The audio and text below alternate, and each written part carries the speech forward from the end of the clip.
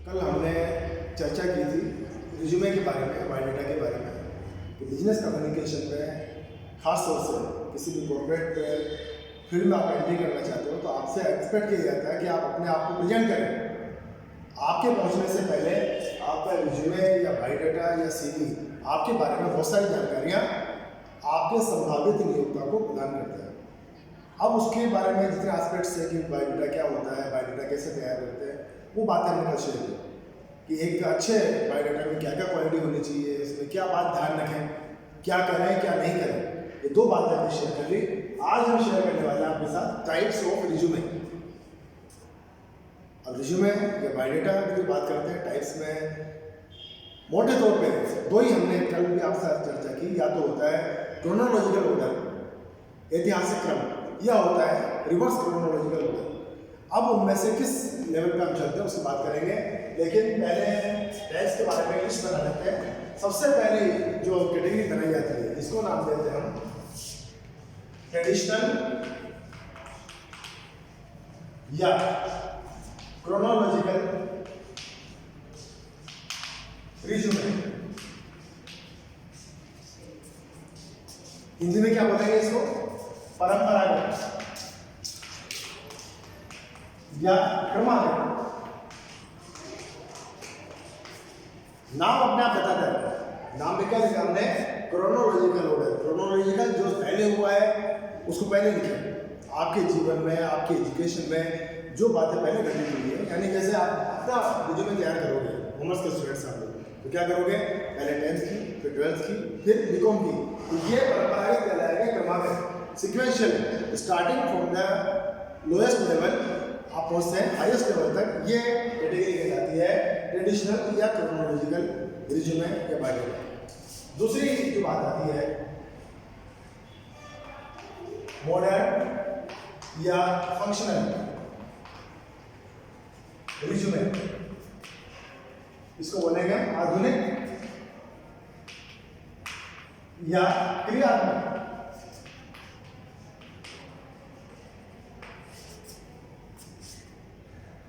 आज ट्रेडिशनल तरीके फॉलो नहीं करते। ट्रेडिशनली तो हम शुरू से लास्ट के क्रम में जाते हैं। इसमें क्या करेंगे? रिवर्स क्रोनोलॉजी, उल्टा क्रम। उल्टे क्रम में नहीं, जो सबसे पहले हुआ है ये सबसे लास्ट में जाएगा, और जो लेटेस्ट आज की डेट में हुआ है वो सबसे पहले आएगा। क्यों?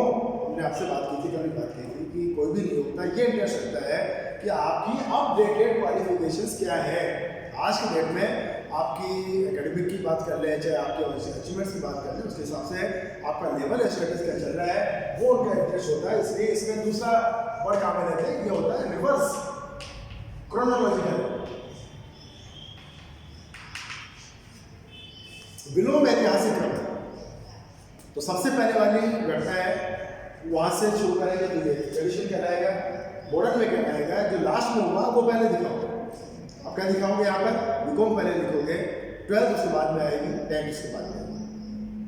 ये दो तो है हमारे पास जिसमें डिस्टिंग्विश किया जाता है। ज़्यादातर ये कहते हैं कि इसको रिज्यूमे न कहते, ज़्यादातर लोग कहते हैं बायोडाटा।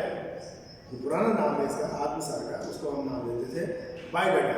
और सही अर्थों में रिज्यूमे इसको माना जाता है, ऐसा कहा जाता है रिज्यूमे है। दूसरा नाम बोल लिया था हमने CV, क्यूरिकुलम विटाe, दूसरा नाम इसका पॉपुलर नाम है।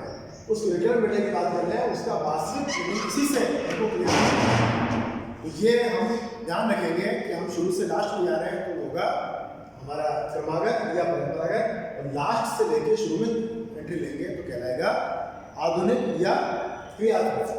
तीसरा जो तरीका कहलाता है ये होता है मिक्स्ड और कंबाइंड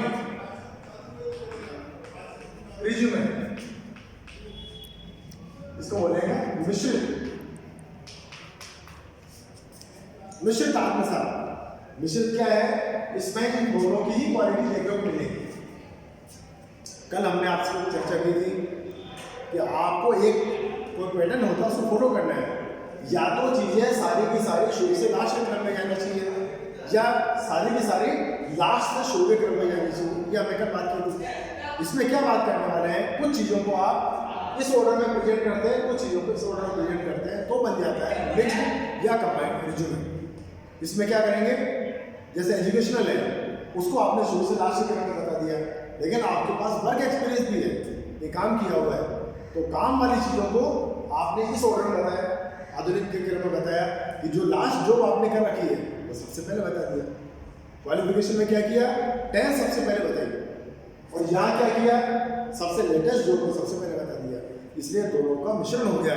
हालांकि हमने आपसे कहा बचना चाहिए, आप किसी भी एक के साथ चलो, या तो यहाँ चलो या यहाँ चलो, लेकिन कई लोग हैं इस तरह का भी करते हैं कि उनका पर्पज ये होता है कि हमको तो खाली आज के, अब तो वर्क स्किल बता रहे हैं आपको, क्वालिफिकेशन क्या रही आज की बात है, हम आज की डेट में कहाँ तक पहुँच चुके हैं, हम तो अपने वर्क के आधार पर अपने आप को जस्टिफाई करना चाहते हैं, वो लोग कर सकते हैं मिश्रित या कंबाइंड रिज्यूमे।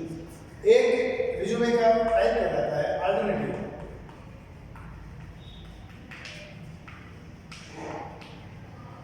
इसको बोलते हैं वैकल्पिक आत्मसात।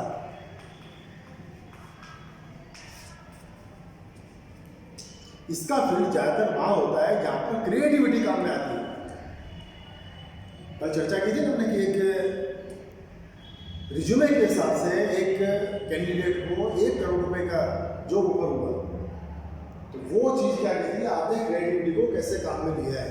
इसमें क्या होता है, कलर्स का यूज कर सकते हो, ग्राफिक्स का यूज कर सकते हो, डायग्राम शो कर सकते हो, अट्रैक्टिव कैसे बना सकते हो, लेकिन जॉब के लिए ऐसा करने से बचना चाहिए। लेकिन अगर आपकी जॉब कहाँ पर है, मान लो कोई एडवर्टाइजिंग मीडिया में आपको एप्लीकेशन लगानी है, किसी एंटरटेनमेंट एजेंसी में आपको अपनी वैकेंसी लगानी है, तो वहाँ पर इस तरीके को इस्तेमाल किया जा सकता है, वहाँ पर इस मेथड के आधार पर चला जा सकता है। तो इसमें क्या करोगे, इसमें कुछ क्रिएटिव बताओ, अपने आप को कुछ अलग तरीके से प्रेजेंट करने की कोशिश करो ताकि वो आपको हाईलाइट कर पाए। तो ये आपको या अट्रैक्टिव। फिर बात करते हैं एकेडमिक।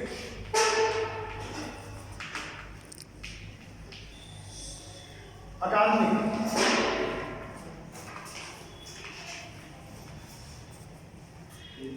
ये रिज्यूमे काम में लेते हैं बेसिकली स्टूडेंट्स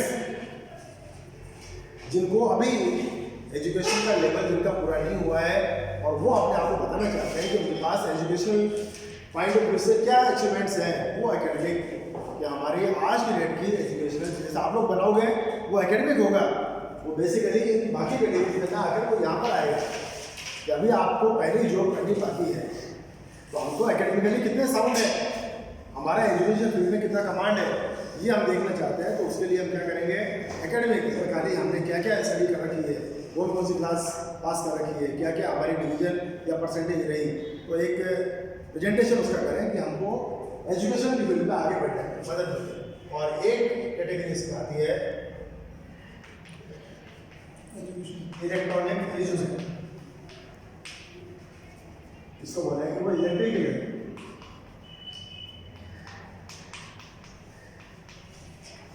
इलेक्ट्रॉनिक आत्मसात नाम अपने आप बता रहा है इसका। इसमें क्या होगा, हम हार्ड कॉपी तैयार नहीं करते, बाकी में क्या करते हैं, एक सेटअप तैयार किया, टाइप किया और टाइप करने के बाद में उसका प्रिंट लेकर उस प्रिंट की एक कॉपी हार्ड कॉपी हम जो हमारे प्रोस्पेक्ट एम्प्लॉयर होता है उसके यहाँ पर भेजते हैं। लेकिन इस रिज्यूमे में क्या होता है कि जैसा आपने कंप्यूटर स्क्रीन पर तैयार कर रखा है सेम उसी फॉर्मेट में हम इसको भेज देते हैं हमारे प्रोस्पेक्ट एम्प्लॉयर को। तो डिजिटल फॉर्म में बनता है, डिजिटल फॉर्म में इसका ट्रांसफॉर्मेशन हो जाता है। ये पॉपुलर तरीका है। आजकल आपसे अपेक्षा ये की जाती है कि हार्ड कॉपी आप भी जैसे एडमिशन लेते हो तो आपसे क्या करते हैं, शुरुआत में सब कुछ ऑनलाइन होता है, ऑनलाइन आपने एप्लीकेशन लगाई, ऑनलाइन 10th की मार्कशीट है, 12th की मार्कशीट है, क्लास सर्टिफिकेट है, सब कुछ ऑनलाइन होता है। हाँ, जरूरत पड़ने पर आपसे हार्ड कॉपी मंगा लेते हैं, वो बात होती है।